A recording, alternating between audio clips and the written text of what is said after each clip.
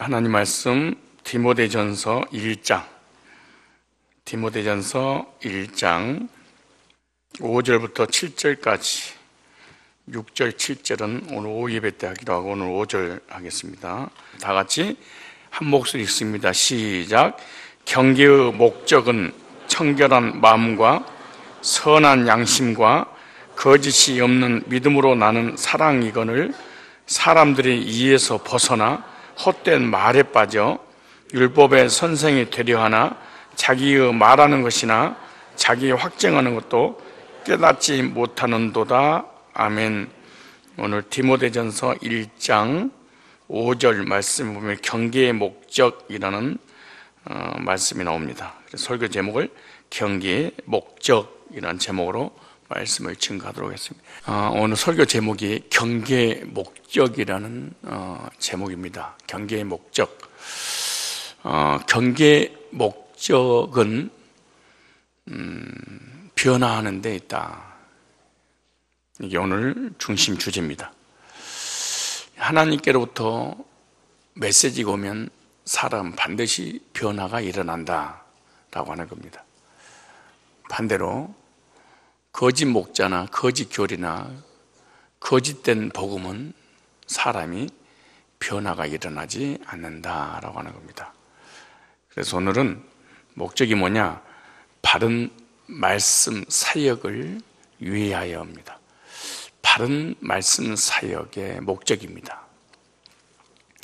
오늘 본문에서 경계의 목적, 이 말은 오늘 쉬운 말로 번역을 하면 말씀을 가르치는 목적, 말씀을 전하는 목적, 설교하는 목적이 뭐냐 라고 하는 내용입니다. 그래서 바울이 디모데에게 설교하는 목적, 경계하는 목적, 말씀을 가르치는 목적, 디모데가 성도들에게 말씀을 가르치는 목적, 오늘 우리가 말씀을 배우는 목적, 이렇게입니다. 그것은 바로 바른 삶으로 변화를 주는 데 있다. 바른 말씀을 계속 들으면 들을수록 계속 사람이 변화가 될 거다. 그러나 거짓 선생들의 가르침은 아무리 10년, 20년, 30년 동안 말씀을 배워도 변화를 가져다 주지 못하기 때문에 헛된 말, 이렇게 말합니다. 목회자가 바른 진리를 전하지 않으면 헛된 말을 하게 되는구나. 거짓 목자가 거짓 교리를 전하면 헛된 말이기 때문에 사람이 변화가 일어나지 않는구나 라고 하는 거죠.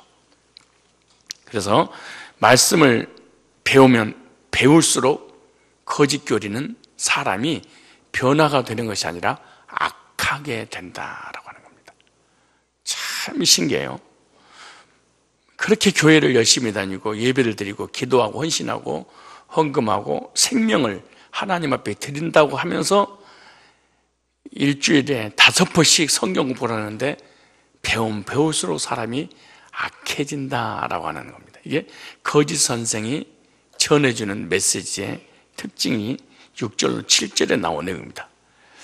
그래서 이단한테 말씀을 배우게 되면 사람이 변화가 안 일어나고 악해지니까 자기하고 교리가 맞지 않으면 가출을 하거나 이혼을 하거나 학업을 포기하거나 부모님을 폭행하거나 부모와 형제를 고소하고 고발하는, 그리고 오래 성경 공부하면 할수록 거짓말이 더 늘어나게 된다.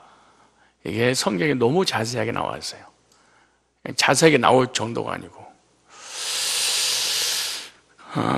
그저께 저에게 메일이 한 통이 왔습니다. 이런 메일이 많겠죠. 그러나 최근에 들어온 메일 중에 하나가, 안녕하세요, 저는 신천지 사기 포교에 속아 4개월간 센터에서 공부하다가 부모님께 말씀드렸다가 싸움까지 나서 저 스스로 어리석게도 가출을 했습니다. 일단 그들이 돌려보내서 돌아놓았습니다. 그런데 제가 생각해 보니 이들이 사람 안 때린다고 가출 종용 안 한다고 했는데도 불구하고 소비의 부장이라는 사람이 가족들이 감금하면 경찰서로 가라고, 혹은 상담 목사 죽이고 때리라고 하는 꼴을 보고 이 인간들은 역겨운 거짓말쟁이라고 깨닫고, 그래 무슨 말이냐, 가서 공부하자마자 몇 개월 지났더니 부모님이 혹시 방에서 이렇게 함께 거기 가지 말라고 있으라고 그러면은 경찰서에 신고하거나, 목회자가 알 경우에는 목회자를 때리고 죽이라는 훈련을 이렇게 받았습니다. 그래서 이 인간들은 역겨운 거짓말쟁이라는 깨닫고 절 전도했던 친구에게 찾아오지도 연락하지도 말라고 하고, 신천지 사람, 즉 카톡은 차단한 상태입니다. 그런데 문제는 신변 보호 요청서를 썼는데요, 거기 가면 신변 보호 요청서를, 예를 들어서 부모님이라든가 지인이 알아서 상담소에 상담하러 가자라고 하면은 빨리 신변 보호 요청서를 썼으니까 경찰이 바로 그 어떤 주소를, 연락망을 써주면은 추적을 해서 빨리 거기서 끄집어내올 거니까 쓰라. 그래서 멍청하게도 부모님 차량 번호를 썼지 뭡니까? 작년 7월에 들어갈 때 집 주소에 이렇게 썼는데 이거 처리를 어떻게 해야 될지 난감한 내용입니다. 참고로 싸움 도중, 그게 이단이라는 걸 깨닫고 싸움 도중 제 핸폰 아예 부서져 버려서 일단 집 번호를 적어놔서 핸드폰이 부셔져서 지금 대화가 할 수 없다는 거예요. 그래서 평일은 월요일부터 금요일까지 부모님 회사에서 알바 중인 상태인데 이메일로 혹시 연락이 가능한지 여쭤봅니다. 그래서 그러니까 일단 이단에 빠지게 되면은, 특별히 신천지에 빠지게 되면 거짓말 교리를 배워서 부모님 방에 신천지 가지 말라 그러면 빨리 경찰에서 신고하거나 부모님을 신고하라는, 고소하라는 거예요. 부모님을 고소하라는 거예요. 그리고 목사가 뭐라 그러면은 또다로 패거나 죽이거나 이런 교리를 배우니까 스스로 너무 악해서 나왔다는 거예요. 또 하나 보면은 신천지 목회자 집단 폭행 사건, 강릉시 부연동의 한 펜션에 지난 7월 11일 신천 신도 30여 명이 몰려왔다. 신천지 측에서 경찰 입회하에 돌려보낸 청년을 다시 데려가다는 이유에서다. 이를 막으려던 윤석호 목사 강릉 영곡교회 담임은 신천지 신도들에게 폭언과 폭행을 당했다. 당시 신천지 신도 30여 명은 펜션에 도착해 청년을 성합차에 태우고 가려고 했다. 이를 발견한 윤 목사는 성합차를 가로막으며 저지했다. 신천지 신도들은 윤 목사에게 폭언과 폭행을 가했다. 윤 목사는 신도들에 의해 밀려 넘어지면서 목과 옆구리 등을 다쳐 전치 2주의 진단을 받았다. 윤 목사의 노력에도 청년은 뒤늦게 출동한 경찰의 중지하에 신천지 신도들께 빠져나갔다. 이걸 좀 알고 있어야 됩니다. 상담 중이거나 교회 문제가 터지게 되면은 그들 항상 경찰을 부릅니다. 그리고 경찰이 막고 있는 동안에 차에다 태워서 데려가 버립니다. 다시 신천지로. 내가 한두 번 그렇게 본 게 아니죠. 한편, 그리고 경찰이 찾아왔다, 교회에. 이거 신고 들어와서 찾아왔습니다. 뭔 사건을 처리해야 되겠으면, 그리고 이거 신분증 보여달라면 경찰 보여줘. 그럼 신천지 신도 경찰이 와. 이게 문제입니다, 이게. 이게 문제입니다. 그리고 막 성질을 내고 말이야. 협조 안 합니까? 그러고 막 소리 지르고 하고. 보통 놈들이 아닙니다. 우리 사역자들인가, 교육, 우리 리더들이 잘 알고 있어야 됩니다. 한편 신천지로 돌아간 청년은 이제 경찰이 오는 바람에 이제 작업 끝났습니다. 경찰하고. 그리고 이제 태워서 가잖아요. 그런데 그 청년이 돌변해서 어떻게 하냐. 자신의 부모와 윤 목사에게 감금과 폭행을 당했다며 강력하게 처벌할 것을 경찰이 요청했다. 부모님을 처벌하라고, 감옥에 넣으라고 고발해버리는 거예요. 청년의 아버지는 이들이 신천지 종교에 들어가지 못하게 설득하려고 펜션에서 함께 지낸 것을 감금이라고 주장해 우리 부부와 윤 목사를 경찰에 고소했다고 설명했다. 이어 아들과 조용한 곳에서 많은 대화를 나누기 위해 펜션에 머물렀으며 아들은 자유롭게 물놀이를 하고 산책됐는데 신천지는 아들이 실종됐다고 신고해요. 그러니까 아들이 신고한 게 아니고 신천지 측에서 공부하다가 사라지면 신고를 먼저 해버려요. 가출했다고. 실종 신고를 어떻게 부모와 함께 있었던 걸 실종이라고 할 수 있으며 억울함을 토로했다. 또한 아들이 신천지에 빠지면서 수개월 동안 부모와 연락을 끊고 학업까지 포기했는데 어떤 부모가 지켜보고만 있겠느냐며 답답한 심경을 호소했다. 경찰에서는 아들이 처벌을 원하며 부모와 같이 펜션에 있었던 것이 강금 혐의로 볼 수 있는지 조사할 계획을 밝혔다. 윤 목사는 신천지 신도들로부터 폭행당한 것과 관련해 경찰서에 진정서를 제출했다. 이단의 메시지를 들으면 들어서 사람이 하나님과의 관계, 자신과의 관계, 사랑과의 관계 세 가지 요소가 깨져버려요. 이단에 빠지면 특징입니다. 다단계에 빠져도 참 신기해요. 다단계에 빠져도 그게 세 가지가 깨져요. 실제로 그래요.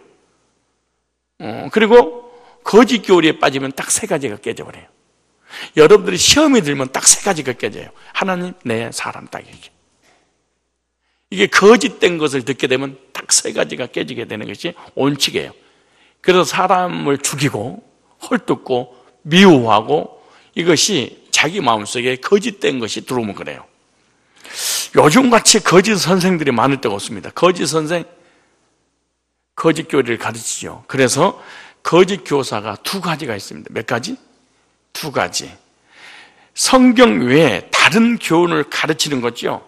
성경을 가르치는 두 부류의 선생이 있는데, 첫째, 거짓 교리를 가르쳐 미혹시킨 후 사람을 하나님으로 섬기는 것. 안상홍, 장길자, 이만희, 정명석, 완전히 기독교 교리와 다른 교훈을 가르치는 이단, 이 거짓 선생님들 누구는 알 수 있는 거죠. 근데 이걸 들으면 들어서 사람이 악해져. 참 신기해요. 어쩌면 바울이 디모데에게 목회할 때 이런 교인이 있거든. 이 교인은 거짓 교리가 들어갔단다. 네가 잘못 말씀을 가르쳐버리면 교인들이 이렇게 바뀌게 될 거야. 바른 교훈은 이런 거야. 오늘 성령께서 동일하게 우리에게 말씀하고 있는 거죠. 또 하나의 다른 교훈을 또 하나 선생이 있는데, 다른 교훈, 거짓된 교리를 가르치지 않아, 이 사람은. 먼저는 거짓된 교리를 가르쳐서 사람을 하나님으로 섬기게 하는데 목적이 있고, 이 거짓 선생이죠. 또 하나는 거짓 선생도 아니고 거짓 교리를 가르치지 않아. 근데 복음을 전하지를 못해.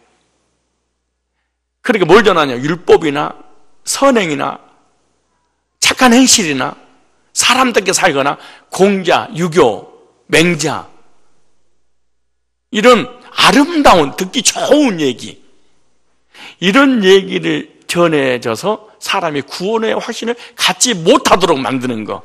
그러니까 가짜는 아니지만 넓은 의미에서는 둘 다 가짜입니다, 사실 원래는. 그래서 한국교회 이단이 이렇게 한국 교회를 괴롭히고 고통을 주는 건 뭐냐? 사실은 거짓 목자, 거짓 교리는 아니어도 정통교회 목사인데 복음을 전하지를 않아. 모르니까. 그래서 돌아다니다 우리 교회 같은 데 와서 복음을 들으면 나 이제 구원받았습니다, 이제 거듭났습니다, 이런 간증을 그래서 하게 되는 거예요. 근데 당신들이 다니는 그 교회는 거짓 목자가 아니에요. 감리교, 장로교, 순복, 가짜가 아니잖아요. 근데 복음을 모르니까 교인들이 평생 동안 복음을 듣지 못해서 방황하게 되는 거죠. 이런 두 가지 거짓 선생들은 두 가지 다 문제가 있다고 저는 그렇게 보지만, 거짓 선생이 아니고 정통 진리를 가르치는 이 교회를 상대로 신천지가 추수권 활동을 해서 교회 전체로 삼켜버리는 거예요. 그래서 오늘 5절 볼까요? 5절에 서론 부분 좀 긴데 5절에 보세요. 경계의 목적은 청결함 양심과 경계의 목적. 그 다음 보세요. 사람들이 6절에 이에 벗어나 헛된 말에 빠져 그러죠. 5절에는 바른 말씀, 바른 교훈. 6절, 7절에는 거짓 선생들의 가르침. 그 결과 뭐냐? 그 목적에 달성하지 못한다. 하나님께서 목적을 이루도록 말씀을 주셨는데 그 목적 달성을 하지 못한 헛된 말, 곧 율법의 선생이 되려가나. 그러니까 이단은 아니어도 율법주의 이단이 되어버리는 거예요. 복음 모르게 되면 자동으로 사람은 율법주의가 되겠죠. 그러면서 5절에 그러잖아요. 경계의 목적 그러죠. 바로 바울이 디모데에게 거짓 선생들을 삼가라 그렇게 경계라고 있잖아요. 그것이 3절부터 4절까지 쭉, 그죠? 신앙의 끝없는 정보에 창념한 이단들에 관한 얘기를 하면서 진정한 말씀은, 진정한 경계는 하나님께로 온 것은 그 말이잖아요. 그래서 바울이 디모데의 거짓 선생을 삼가라고 경계하고, 디모데가 이 편지를 받아서 성도들에게 다른 교훈을 받지 못하도록 경계하는 일을 말하고 있어요. 그래서 경계의 목적에서 3절 다시 볼까요? 시작. 내가 마게도냐로 갈 때 너를 권하여 에베소에 머물란 것 어떤 사람들을 명하여? 사람들을 명하여 라는 단어가 오는데, 명하여. 그 경계는 바른 가르침이라는 뜻입니다. 바른 가르침. 그래서 경계의 목적은 바른 가르침을 말합니다. 바울이 디모데에게 말씀으로 지금 경계입니다. 바른 가르침이 뭔 줄 아느냐? 그러므로 디모데가 또 이 말씀을 성도에게 가르치고 오늘 우리가 배우고 우리 누군가 가르쳐야 됩니다. 제가 오늘 여러분들에게 말씀을 가르친 이유가 어딨냐? 여기에 분명한 목적이 있는데, 저도 목자고 여러분들도 목자고 리더로 세움받아 하나님 말씀을 가르칠 때 다른 사람들을 경계하고 인도할 때 분명한 목적을 가지고 있어야 됩니다. 분명한 목적. 사람과 사람 만날 때도 목적이 있어야 되겠죠. 사람과 사람과 대화를 나눌 때도 목적이 있어야 되겠죠. 말씀을 가르칠 때 목적이 있어야 되겠죠. 설교할 때 목적이 있어야 되겠죠. 무엇인가 이루려고 하는 목적이 있죠. 목적이 없는 교제, 무의미하게 되는 거죠. 목적이 없는 성경부, 무의미하죠. 목적이 없는 설교, 무의미하죠. 헛된 말이에요, 이게. 목적을 달성하지 못한 것은. 6절, 7절에 말씀 나오죠. 경계의 목적을 이루지 못하는 거짓 선생들에 관한 말씀이죠. 그래서 바른 교훈과 거짓 교훈, 바른 선생과 거짓 선생이 비교하면서 오늘 오전 오후에 이어서 한번 말씀을 드리려고 하는데, 첫째, 첫 번째로 바른 진리의 말씀을 받게 되면 어떤 목적이 일어나냐 이거죠. 오늘 이 말씀 잘 들어. 우리 교회를 그만둬도 괜찮아. 다른 교회로 가도 괜찮아. 무조건 다니지 말고 분별할 줄 알아야 돼요, 사실은. 우리 가까우면 가고 유명하면 가고 그냥 그냥 뭐 분별도 안 되는데 이게 오늘 분별해야 됩니다. 첫째, 바른 진리의 말씀을 받게 되면 어떤 목적을 이루게 되냐? 청결한 마음을 가지게 된다. 그렇게. 무슨 마음? 청결한 마음은 하나님과의 관계가 회복돼. 이게 바로 목적이야. 성도들과 교제를 했어. 근데 하나님 관계가 좋아졌어. 그럼 그 사람 진짜야. 근데 사람들과 교제를 했어. 근데 하나님과의 관계가 점점 멀어져. 그럼 걔는 가짜야. 아무리 먹을 거 마실 거 달콤한 얘기를 해줘도 소용없어. 하나님과 멀어져. 그럼 걔는 가짜야. 목사님 설교를 들으면 들을수록 하나님과 멀어져. 그럼 그 목사는 가짜야.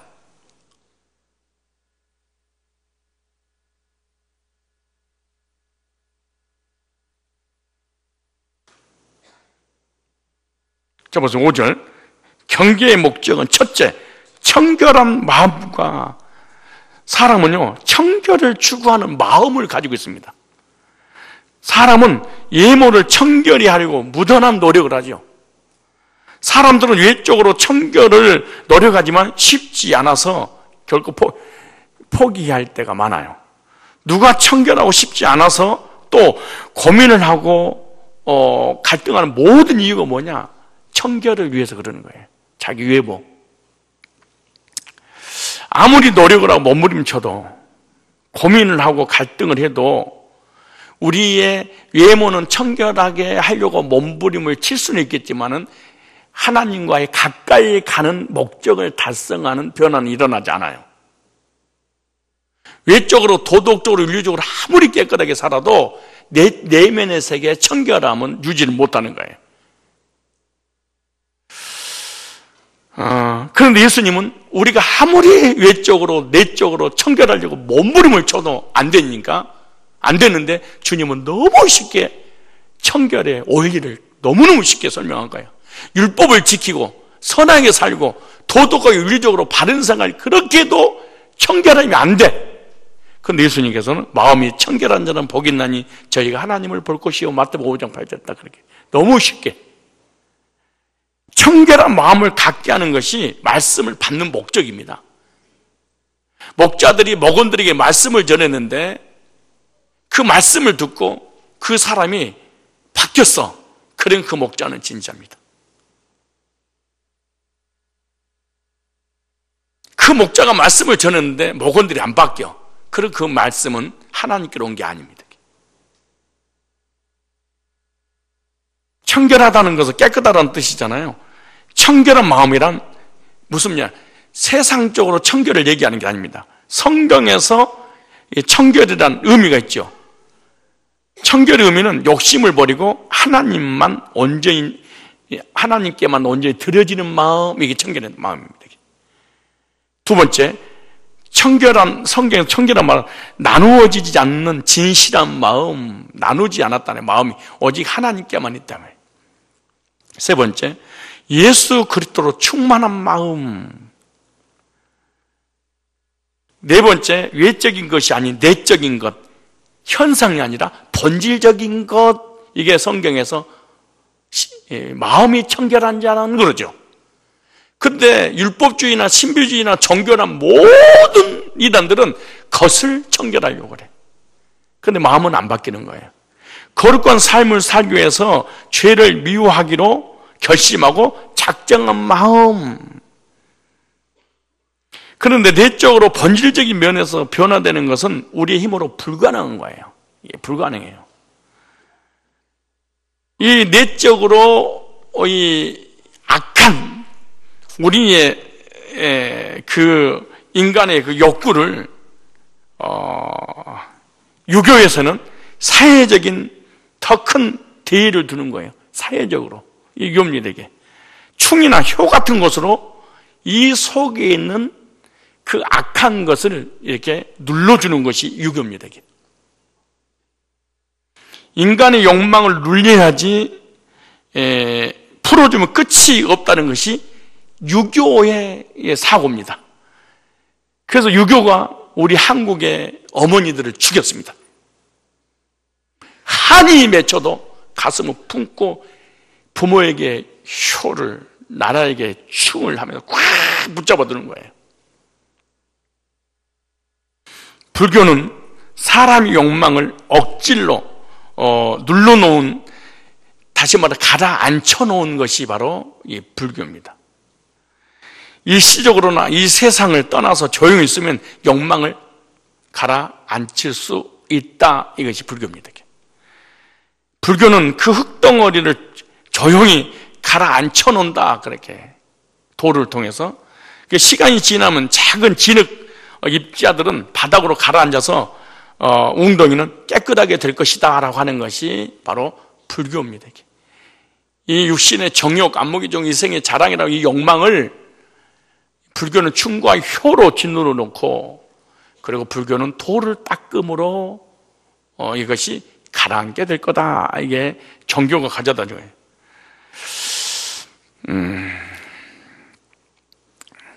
마음속에 욕망이 솟아오를 때 나무아부 탑을 간센 보살 이렇게 외우면서 마음을 가라앉히는 것이 바로 불교라는 것입니다. 도덕 윤리 역시 그런 거예요. 다 외적으로 청결해지려고. 기독교는 기독교는 외적인 변화가 없는 것이 아니라, 그렇게 바뀌는 것이 아니라 본질을, 내면의 세계를 바꾸는 겁니다. 율법, 행위, 노력. 생각해보세요.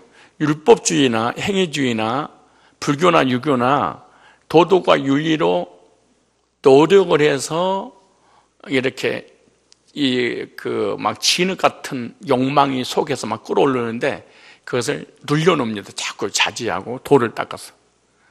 근데 어느 날 그것이 한번 폭발하면 그동안 있었던 건 싹 나옵니다.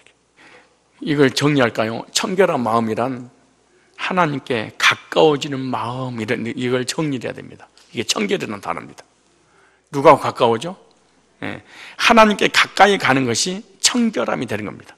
우리가 신앙생활 하는데 청결한 마음을 가져라 그렇게 말해요. 하나님과 가까워지는 것이 청결이고 깨끗한 것이고 하나님과 멀어지는 것을 성경이 더러운 것 그런 거예요. 그러니까 이 세상 사람들은 깨끗한 사람이 단 한 명도 있을 수 없습니다. 단 한 명도.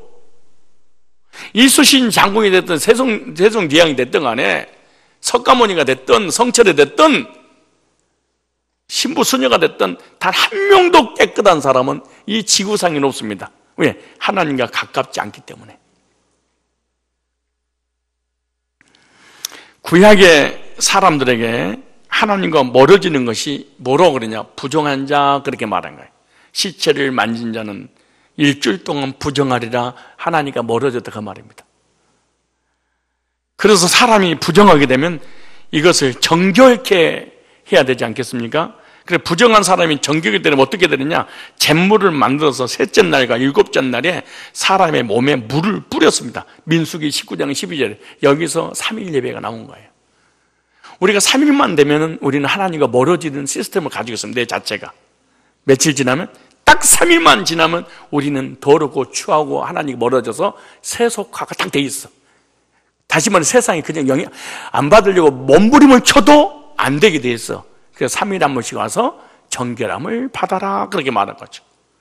근데 일주일에 한 번씩 예배 드렸다. 이 사람은 그냥 부정한 자다 이렇게 생각하면 됩니다. 아무리 자기가 경건한 그런 도덕과 윤리적으로 참을 뿐이지 이미 하나님은 없습니다. 그 사람이. 없는 거예요. 있는 척 속이는 것이지 없는 거예요. 믿음 있는 척하고 까부는 거지 외식하는 거지 진짜로 그 사람 속에는 없는 거예요. 왜? 우리 인간은 딱 3일이 되면은 말씀으로 깨끗함을 받은 것이 사라져버립니다. 다시 말해서 은혜가 3일만 딱 지나면 없어져요. 어제 2박 3일 동안 수련했잖아요. 울고불고 난리 됐잖아요. 하산하느라 사라집니다. 대단한 존재가 아니야. 나는 일주일 동안 경건하고 거룩하고 참으로 외식한 겁니다. 거짓말입니다. 속지 마세요. 속지 마세요. 안 그런 척 하면서 안녕하세요. 입은 안녕이지 속은 하나님과 전혀 관계없는 사람이다. 일주일 동안 물을 뿌리면 부정한 사람이 정결이 된다 이렇게 말합니다. 오늘날은 몸이 부정한 것이 아니라 마음이 부정해졌습니다. 우리 교인들은 몸이 부정해진 게 아닙니다. 마음이 부정해졌습니다. 우리 마음이 하나님과 멀리 떠나게 되면 부정하게 되고 마음이 하나님과 더 가까이 나가게 되면 정결한 마음이라 이렇게 말하는 거죠. 하나님과 더 가까이 나가기를 원합니다. 찬송을 나오잖아요. 우리 기도 제목이죠. 하나님께 더 가까이 나아가는 가장 중요한 방법이 뭐냐? 말씀. 말씀이 없이는 절대로 가까이 나갈 수 없습니다.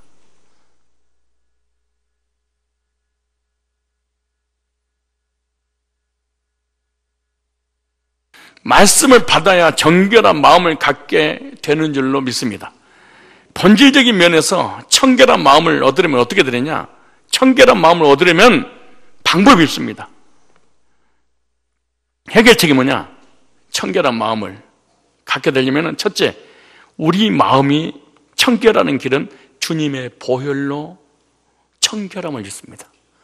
주님의 보혈이 아니고는 절대로 청결함을 입을 수 없습니다. 우리 인간은. 우리 마음이 청결하는 길은 주님의 보혈로. 그때가 언제지요? 구원 받을 때 100% 청결함을 입습니다. 그때는 0.1%도 더러운 것이 없이 구원 거듭날 그날이, 그것이 우리 영혼의 청결함 받는 날입니다. 샘물과 같은 보혈은 정하고 정하다. 이 샘에 씻으면 정하게 되겠네. 내 주의 보혈은 능력이 있도다. 그렇게 말하잖아요.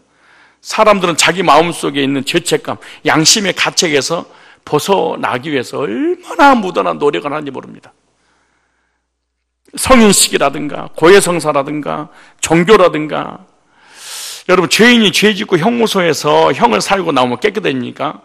육신적인 구속은 풀려서도 마음은 해결이 안 되지요. 사람이 범죄하면 거기에 상응한 대가를 지불하기 위해서 감옥에 들어가잖아요. 그래서 육체적으로는 대가를 지불했기 때문에 깨끗합니다. 그러나 속은 사람 죽이고 도둑질한 게 그대로 남아있죠. 안 되는 거예요, 그게.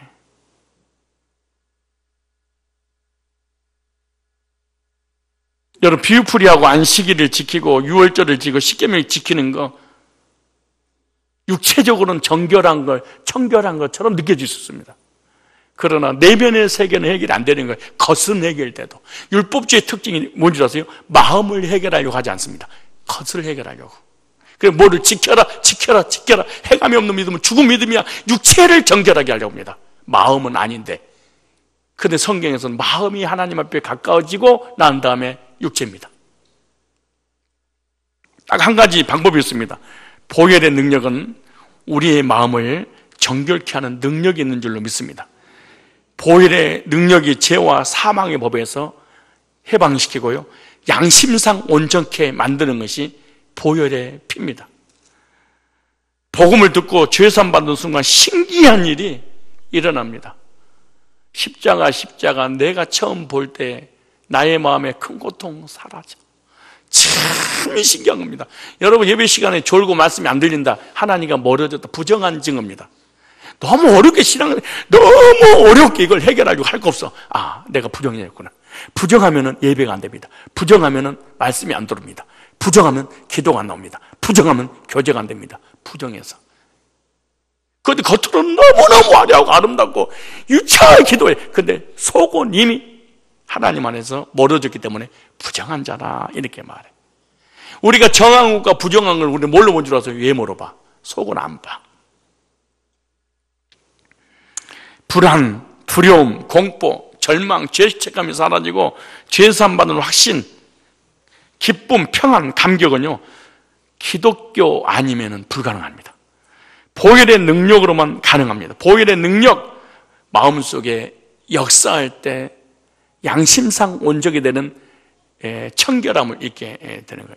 여러 마음속에 죄 씻음 받는 능력을 보혈의 피로, 보혈의 피를 체험하시기를 축복합니다.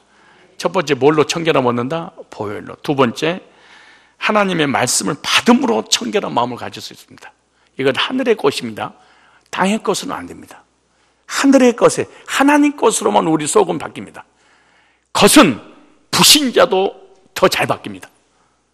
도덕 윤리와 불교, 유교는 기독교보다 1000만 배 더 바뀌었으면, 왜? 속세를 떠나버려. 그냥 혼자 살아버려. 그냥 신부로, 수녀로, 중으로. 에베소 5장 26절에 그렇게 말합니다. 에베소 5장 26절에 이는 곧 물로 씻어 말씀으로 깨끗하게 하사 거룩하게 하시고, 말씀을 통하여 하나님께 가까이 가게 하는 거죠. 하나는 보혈을 통하여 거듭나고, 거듭나는 그 사람은 말씀을 들음으로 부정한 것이 사라지고 정함이 오는 거죠. 그래서 말씀 나를, 내 심령, 내 내면의 세계를, 부정한 것을 정결케 하는 능력이 있습니다. 말씀이. 구약시대에 부정한 사람은요, 정결해지기 위해서 몸에 뿌렸잖아요. 그런데 오늘 우리들에게는, 우리도 또 우리 뿌려야 돼. 히브리 10장 22절 보세요. 찾아볼까요? 오늘 구약에는 잿물을 몸에다 뿌려서 부정한 것을 정하겠다면, 신약에는 어떻게 하냐? 히브리 10장. 예수의 피를 또 우리가 뿌리는 게 아니야. 갑자기 포도주를 갖다 뿌리고 막 예수 피라고 막 사기치고 막. 히브리 10장 22절. 그러니까 죄 짓고 부정적이고 불신앙한 사람이 교회를 안 나오면 안 나올수록 이 사람 해결하는 게 불가능한 일입니다.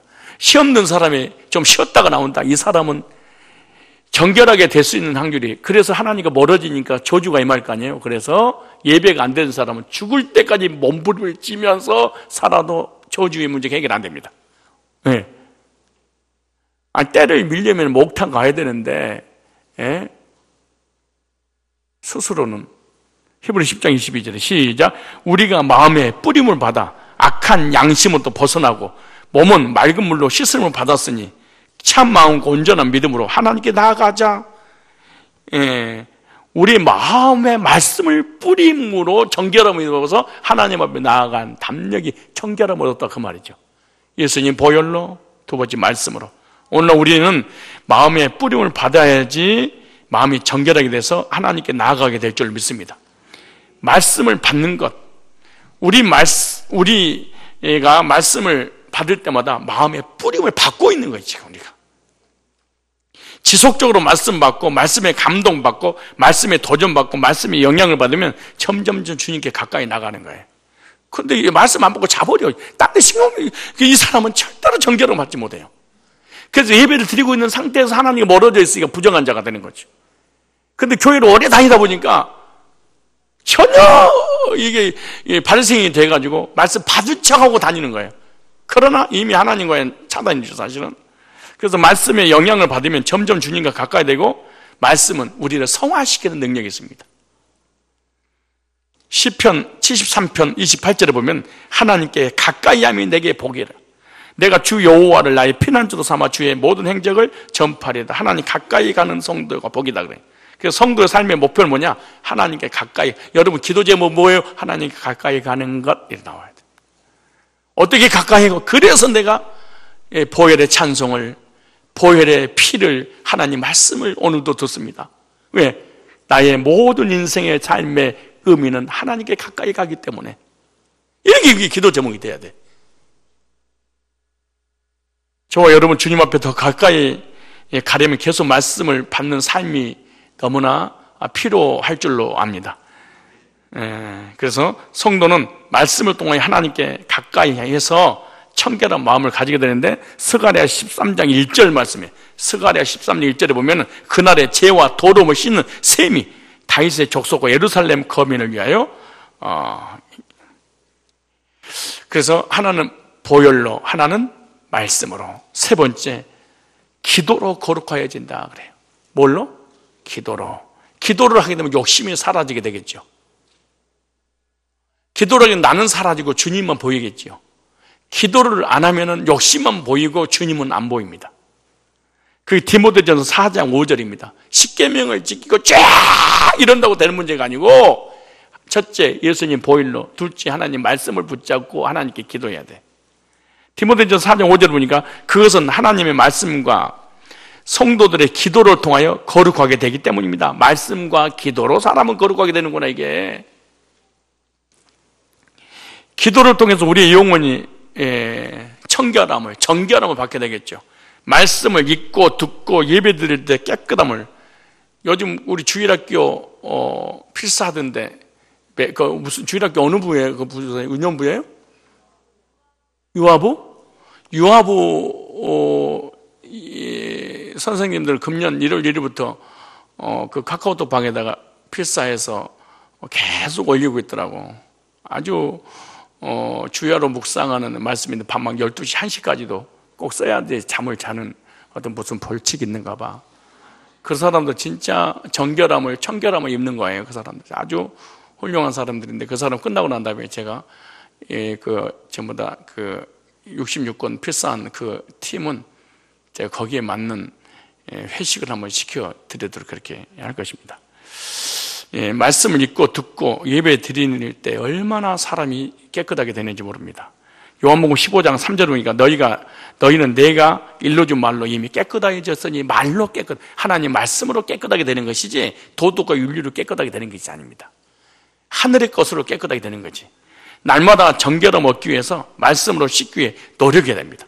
구원받을 때 우리의 영혼이 첫 번째 정결함 받게 되겠죠. 두 번째 정결함 받는 것이 자범죄의 말씀을 들을 때 정결함 받는 거예요. 참 신기해요. 회개를 안 했어, 잘못한 것을. 그때 예배 시간 나와서 말씀을 들으면 돼요. 마치 찌부당한 날씨에 샤워를 쫙 하는 그 시원한 느낌이 든 게 뭐냐면 말씀을 씻어서 그런 거예요. 여러분, 우리가 죄를 지은 거 회개한 게 더 많아, 안 한 게 더 많아? 그 어느 날 회개했는데 아주 찌부당하고 아주 깔깔지근하고 뭔가 벌줄 보고 안 닦는 느낌이 들 정도로 아니 회개했는데 용서받지 못해서 그런 거예요. 입술로 회개했는데 마음이 시원하지 못해. 용서받지 못해서 그렇지. 회개 안 했어. 말씀만 들었어. 근데 감동을 얻었어. 근데 뭐 시원함을 느꼈어. 말씀으로 씻음 받아서 그래.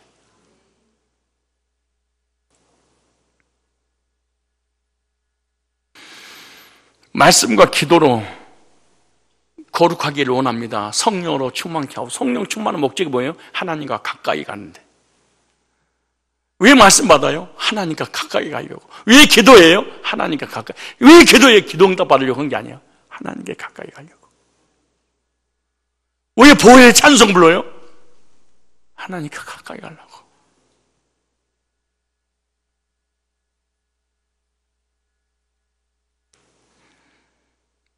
매일 말씀으로 정결함을, 기도와 성령으로 거룩하고, 그래서 기도란 뭔 줄 아십니까? 하나님을 찾는 마음, 이게 기도야. 누구를 찾는 마음? 하나님을 찾는 마음이 기도지, 내가 뭔가 구해서 얻으려고 하는 것은 강구입니다, 이게. 바른 경계의 목적에 대해서 5절에 하나만 했잖아요. 어떻게 정결하게 된다? 예수님의 보혈로. 두 번째 뭘로? 말씀으로. 셋째 뭘로? 기도로. 이 세 가지는 하나님과 가까이 가도록 모든 부정한 것을 씻는 역할을 하는구나. 이게 성경이 딱 써놨어. 오늘 본문에서. 이단의 메시지는 절대로 하나님과 가까이 가지지 않습니다. 하나님이 점점 멀어지지. 오늘 두 번째 보세요. 청결함 보세요. 이제 큰 두 번째예요. 자, 하나는 하나님과 가까워지는 거예요. 마음이 청결한 자는 복이 나니. 5절 다시 보세요. 5절.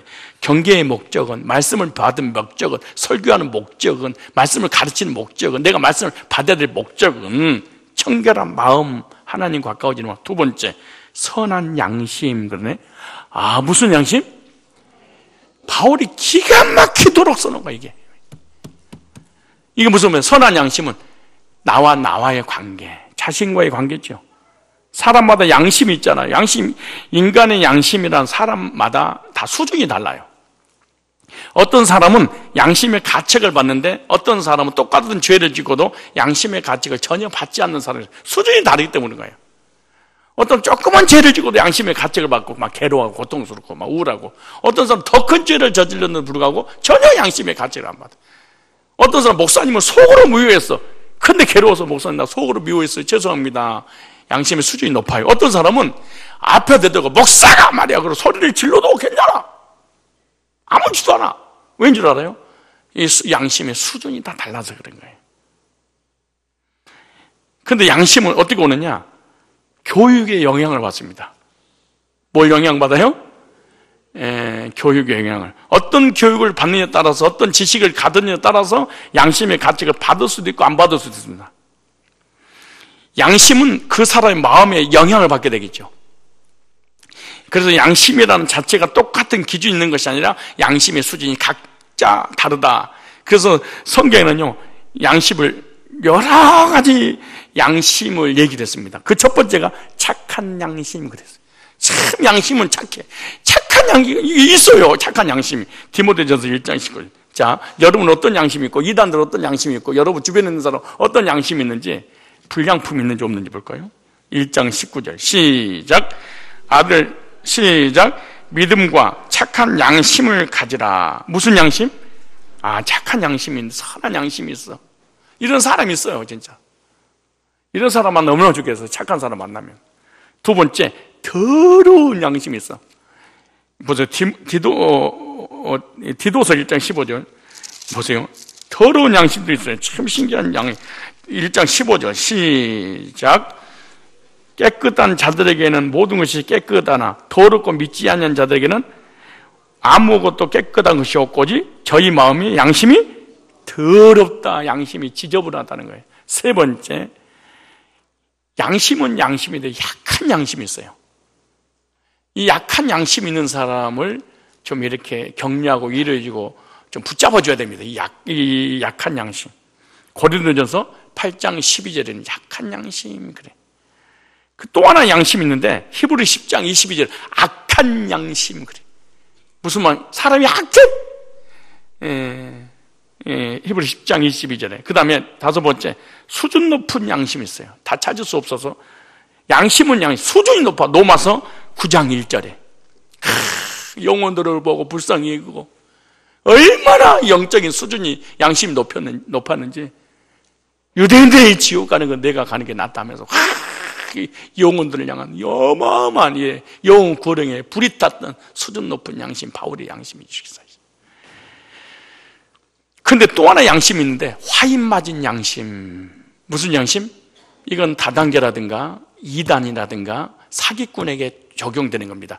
사이코패스라든가 소시오패스, 이런 사람을 갖다가 화인 맞은 양심. 디모데 후서 4장 2절에 보면, 양심은 양심인데 화인을 맞아서 양심의 가책을 받지 않는 양심, 그래. 이건 태어날 때 두 번째 환경의 요인으로 이런 게 나오는 거예요.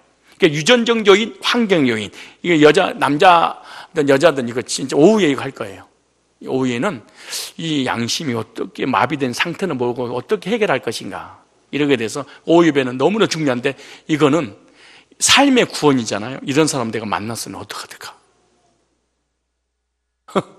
우리 가족이 어떡할까? 가족이 다 망해버려요. 남편이 그랬다 그러면 아내는 죽어요. 아내 그런다, 남편은 죽어요. 이혼하지 않고는 못 살아요. 반드시 이혼해야 됩니다. 몇 프로 이혼하느냐? 1000% 이혼하자면 이 땅에서 죽습니다. 사람은 우울증을 지든 정신병을 지든. 화인 맞은 양심은 나중에 이건 너무 분량이 많아서 오후에 이런 교인을 목사가 만났다, 죽습니다. 이 사람이 그럼 성령으로 바뀔 수 있냐? 안 바뀝니다. 안 바뀝니다. 구원받아도 바뀌냐? 안 바뀝니다. 이거는 절대로 안 바뀝니다. 유전이기 때문에. 마치 혈액형이 가지고 태어난 것처럼. 근데 구원받을 일시적으로 그런 척 하지만 은혜 떨어지면 바로 돌아가버립니다. 디모데후서 4장 1절에 화인이란 말은 불도장을 찍었다. 사단이 마음에다가 양심에다 불도장을 찍어버린 거예요. 옛날 노예들 불도장 찍어버리면 평생 노예가 돼버리잖아요. 양심에 불도장을 찍어가지고 양심의 가책을 받아야 되는데 가책을 받지 않아. 이거 갖다가 요즘 현대 심리학 용어로 소시오패스라 그럽니다. 이 반사회적 인격 장애라 그래요. 따라 반사회적 인격 장애.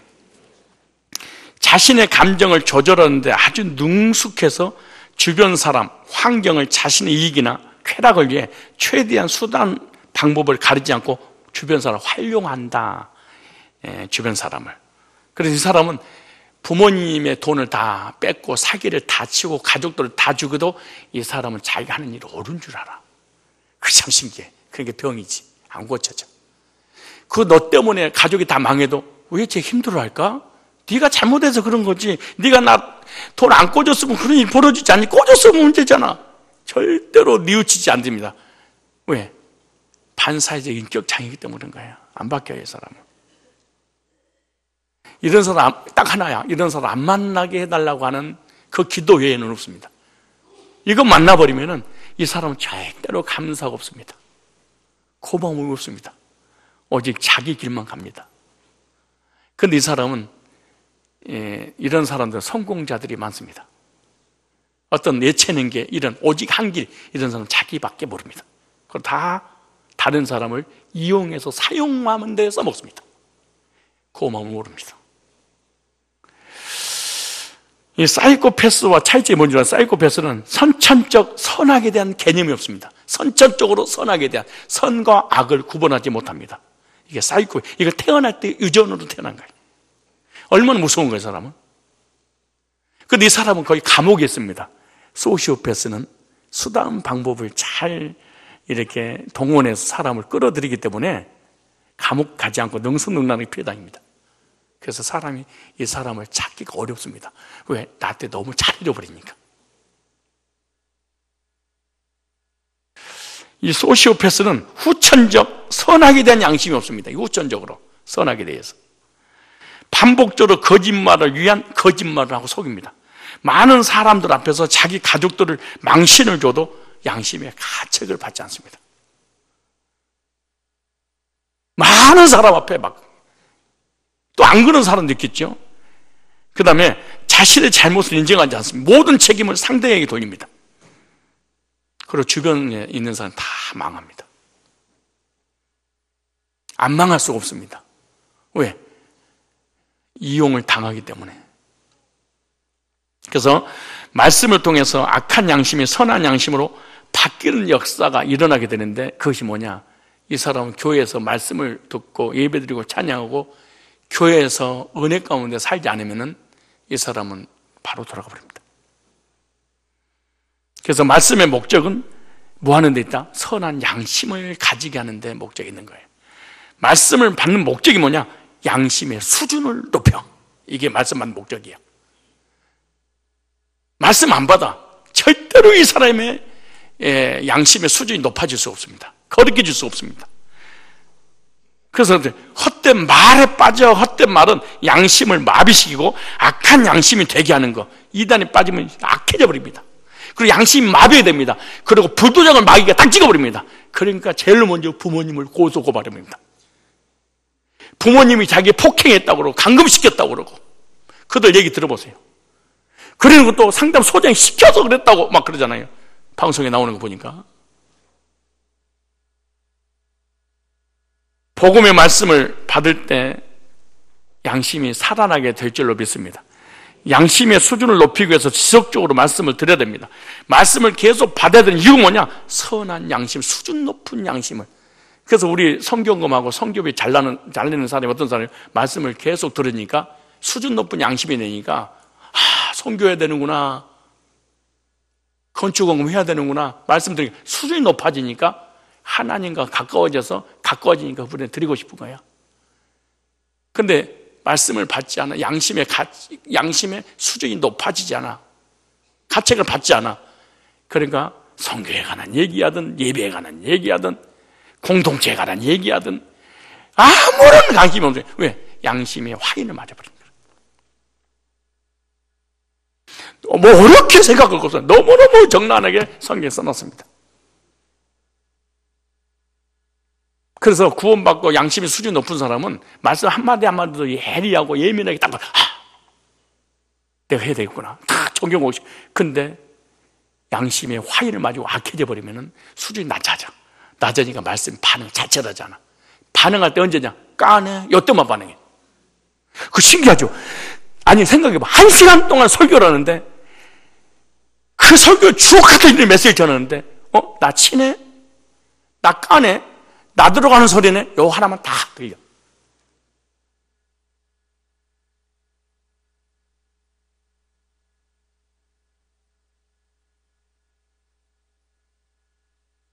오해 꼭 들어보세요. 그냥 양심에 화인 맞으면 오해 들어보세요. 그럼 꼭 오해 안 들어, 이 사람은. 그 참 신기해. 화인 맞아서 그런 거야. 저 반대로 나가. 절대로 안 해. 아니세요. 자, 누가의 관계? 말씀을 받는 목적이 뭐예요? 양심의 수준을 높이고, 또한 하나님께 가까이 가는 게 하나님께로 말씀이야. 내가 말씀 안 받았다? 난 하나님 가까이 하지 않아. 그래, 수준 높아져. 세 번째 보세요. 세 번째 중에 이걸 다 보세요. 6절은 내가 오해해야 되겠네. 시간이 없어. 비교를 해야 되는데 6절. 다시 5절 보세요. 첫째, 정결한 마음. 두 번째, 선한 양심. 세 번째, 거짓이 없는 믿음으로 나는 사랑이.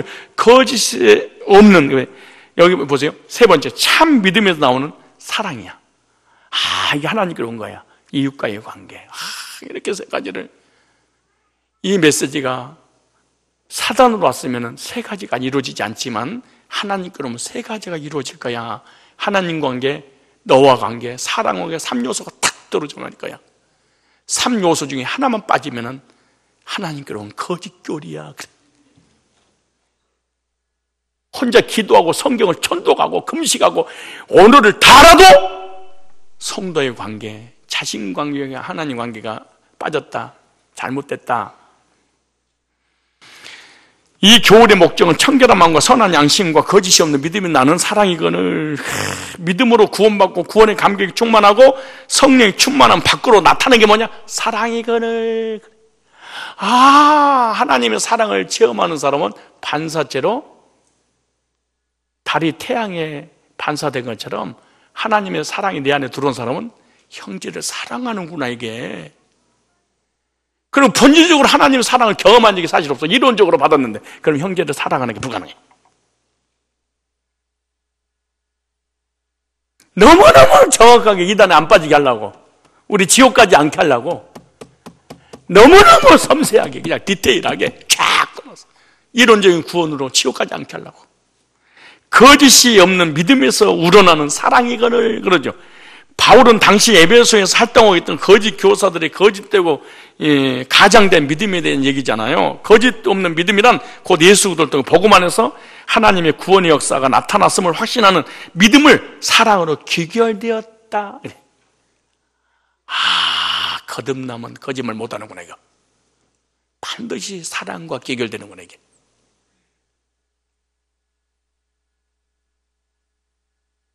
몇 장 몇 절? 이게 아니구나. 이거 구원 받았는데 언제 어디서 또 어디 받았어? 이게 아니구나. 이거 사랑이 바깥으로 튀쳐나오는 거네. 이거 만약에 사랑이 없으면 이거는 바리새인의 믿음이 되어버리고 말이에요. 형제를 사랑하는 마음은요, 성도의 가장 큰 복입니다. 복음을 받고 구원받은 성도는 참 믿음으로부터 사랑이 우러난다 그래. 믿음으로부터 사랑이, 어떤 사랑이? 거짓된 사랑이 아닌 참 사랑이. 여러분, 다단계는 진정으로 사람을 사랑한 게 아니에요. 자기가 돈 벌려고 사랑하기 때문에 당신을 끌어들이는 거야. 그래. 아니야. 네 성공하려고 그래. 이 사람 없으면 성공 못하니까. 너를 위해서 돈 투자하라고 그런 거야. 네가 지금 투자 자금 부족하니까 끌어들인 거지 뭘 사랑해서 그래. 전부 다 거짓말이야. 이게 하늘의 지혜인 말씀을 통해서 화평을 이루기, 진짜 하나님께로부터 말씀은요, 사랑과의 관계, 자신과의 관계, 하나님 관계, 화평을 누리게 만들어 보세요. 야고보 3장 17절 보세요. 야고보 3장 17절. 절대로 신앙생활 사기 못 치도록, 우리가 사기 안 당하도록 바리케이드를 말씀을 탁 쳐놨어. 자 보세요. 3장 17절 야고보서, 오직 이로부터 난 지혜는, 하나님께 주신 말씀은 보세요, 성결하고 화평하고 관용하고 양순하며 긍휼과 선한 열매가 가득하고 편견과 거짓이 없나니, 화평하게 하는 자들은 화평으로 심어 의의 열매를 거두니. 그러니까 하나님께로부터 오는 말씀과 믿음은요, 사람들이 나를 덜덜 쫓아다녀 열매를 줄렁줄렁 맺어. 하나님께로 말씀이 아니면, 사단이 역사하면 말씀을 가르치면 가르치는 내 곁에 말씀을 배우려고 나한테 와야 되는데 점점 없어져 버렸어. 내 곁에 나중에 나 혼자밖에 없어.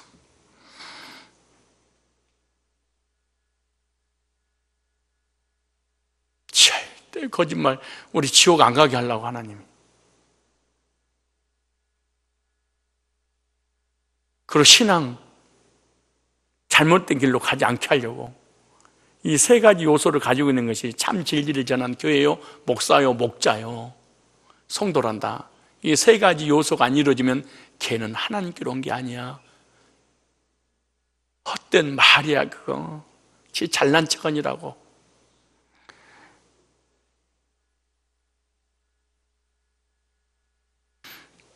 말씀의 목적은 말씀 받을수록 서로 사랑하게 돼. 바른 말씀을 받으면 서로 사랑하게 되고 관용하게 돼.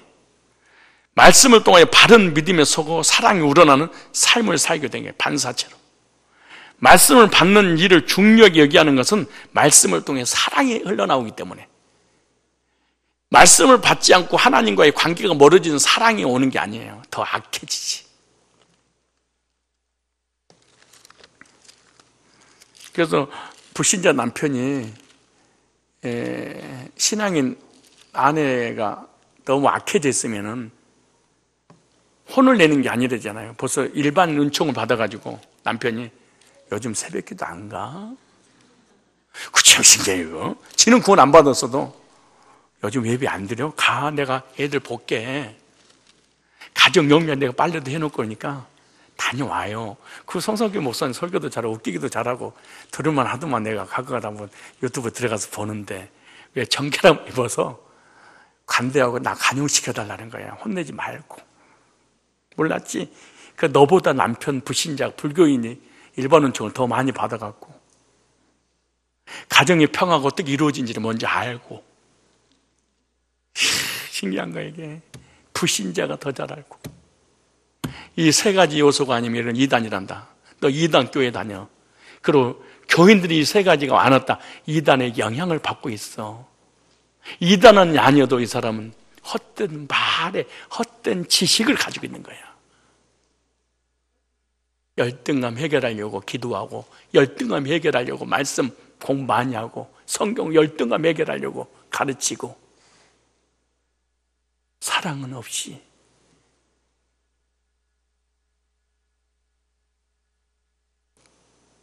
경계의 목적은 청결한 마음과 선한 양심과 거짓이 없는 믿음으로 나는 사랑, 이거를, 이 세 가지 3요소.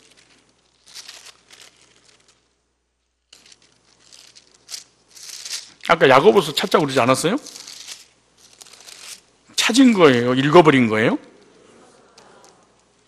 또 읽으면 어때? 우리 청결함을 입으려고 그러는데 뭐. 그러면 17절, 오직 이로부터 난 지혜는, 이로부터 난 말씀은 그 말이잖아요. 그러면 이로부터 안 오고 땅으로 올라온 것도 있네. 그죠? 14절에 그러나 너희 마음속에 독한 시기와 다툼이 있으면 자랑하지 말라. 진리를 거스려 거짓말하지 말라. 이러한지 이로부터 내려온 것이 아니오 세상적이요 정욕적이요 마귀적이니 귀신이 역사하면. 어떤 일 뭐냐? 시기, 다툼, 요란, 악한 일. 맨날 이 사람이 등장만 하면 시끄러워. 어떻게 시끄러우면 예수 이름으로 말씀으로 시끄러워. 예수 이름 말씀으로 성령으로 사람을 괴롭혀. 어떻게? 내가 기도하니 성령 충만받았는데 혼내래. 성령이 판단하고 비판하고 정지하랬어. 이러면 안 돼.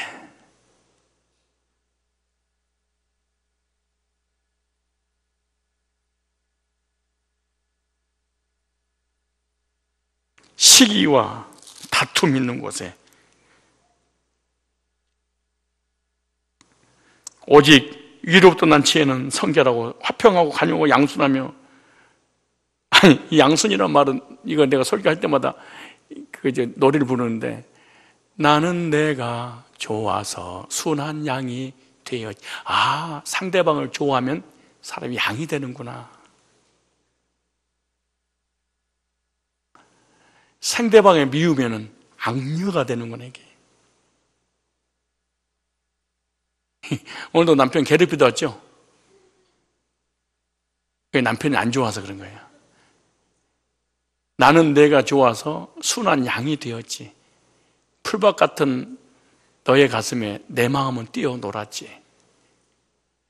내 곁을 떠나줘, 내 곁을 떠나줘. 그런 게 어디가 있어? 순한 양이 돼서 상대방이 좋으니까 곁에 가까이 있고 싶은 거야. 헐뜯고 미워하고 판단하고 비판하고 욕하고 시기하고 질투하고 막 어떻게 그 힘을 갖고 있겠어요? 죽지. 그러니까 빨리 생각해야 돼.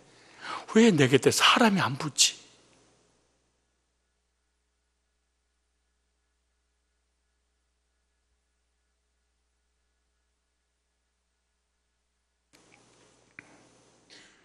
청결한 마음은 누가 관계? 하나님 관계. 선한 양심은 누가 관계? 거짓이 없는 믿음으로 나는 사랑은 누가 관계? 사랑과의 관계. 말씀을 받는 목적은 이 세 가지를 회복시키기 위해서, 유지시키기 위해서, 지속시키기 위해서 설교하는 거란다. 디모데야, 그랬어. 이 세 가지가 없으면 헛된 말, 거짓말이야. 속지 마라. 그래서 제가 여러분들도 말씀을 지속해서 받음으로 하나님 관계, 자신과의 관계, 하나님께로부터 내려오는 이 사랑의 반사체로 수준 높은 양심이 되어서 하나님의 구속의 사랑이 흘러가는 그런 은혜가 지속되기를 축복합니다.